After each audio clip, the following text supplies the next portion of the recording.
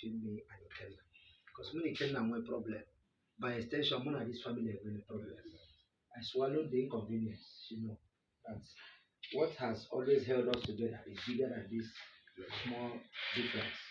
So Chineke mebe, ya mee ihe o ji wuru chi. So him could be anger and Kembo. After I was declared the winner, Ikenna stopped us.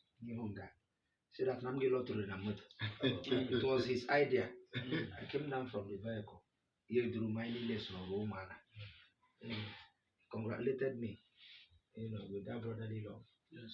So him Jibiaka make a layer. One, for finding the courage to participate in the election. Secondly, also finding the courage to congratulate me. For someone no matter how fair the election is, when I lose your guy, he may have a court. That's more Roman or guy win, but God is strategy. Because that's more here, I will not come anywhere. So that's the second reason. Then the third reason, and most importantly, is to also assure him that this victory is also his victory. Yes. A round of applause.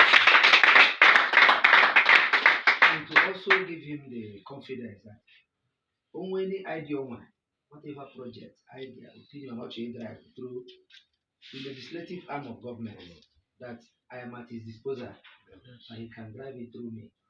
That now, as you said, minimum nationality. So I am so that now. Yes, I'm visiting other candidates. Virtually all of them, all have called to congratulate me. The last person was my younger brother, Ugochukwu. He was the last to congratulate me. Every one of them. So, actually, because of this belief in the UGOLEE project, that I will find time to visit each and every one of them. And Ikenna Niche, because, as I said, I'm deeply rooted here. Yes. So, I have Koshimadi. Mama.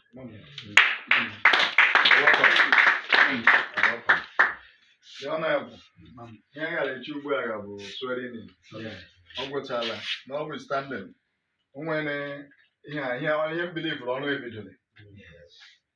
You've already said everything, and right from the first day important, my grandma matter that they don't have the race. At the point, Beka, I should go out of worker, my samba. Unquestionable Zubua. A lot of Lambo and no one then 5 million, which ain't not telling, but when then my lot to Samba, okay. Lot to well, I'll get cost soccer. Ole mempo. Masu ya puro lamchore epota. Lamchore, lamchore. Ma bona maka ya. Onye m ga-ehụ bekwere lotu.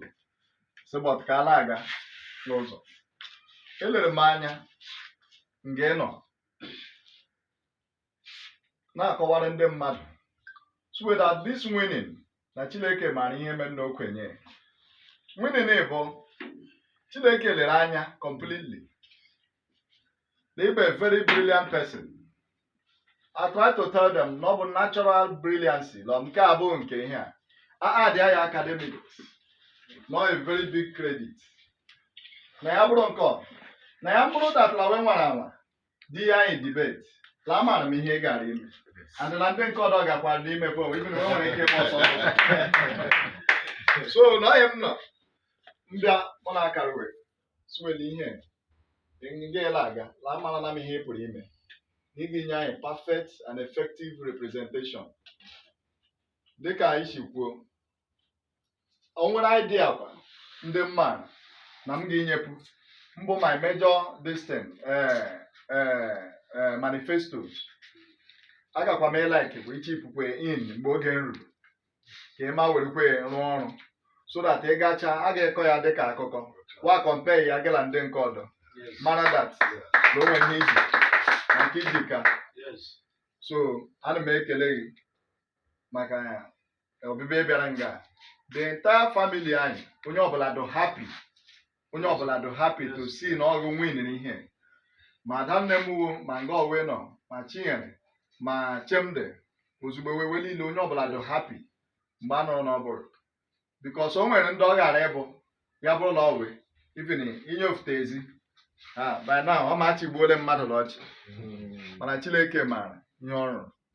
na-ekele ọbịbịa bịara nga na-ekele your main campaign team wee gbalịrị ndị Chineke yuzuru rụọ ọrụ. Mụ na-agwa gị ọ ga-ede anyị na mma ka ị gaa wetara anyị ihe ọma, na-adụkwara gị ọdụ so ịla aga dịka isi ekwuo karịa onye ọbụla along. Elekwele nga pati onye nshi. In fact, ọ bụghị onye elekwele nga pati, onye ọbụla, all the candidates from opinion me nwetara and every other thing. Bụghị achọrọ ịjoin gị n'azụ. Even anọ na-ele anya ọbịbịa na-abịata even na-eji membership card Labour onye abịa n'ụlọ ya enye. Because onye ọbụla ga-chere wee queuele up. But